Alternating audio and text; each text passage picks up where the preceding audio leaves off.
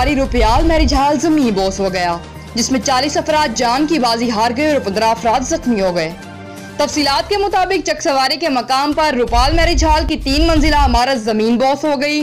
Building में 40 से जायद मजदूर मौजूद थे। रुपयाल मैरिज हॉल के ओनर चौधरी नदीम हुसैन रुपयाल और उनके बेटे रहीम हुसैन रुपयाल बिल्डिंग के मलबे तले वफात पा गए।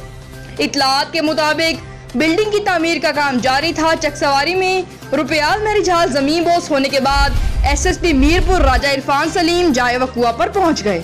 मीडिया से बातचीत भी की। मोहम्मद आकिब, नुमाइंदा फास्ट न्यूज़।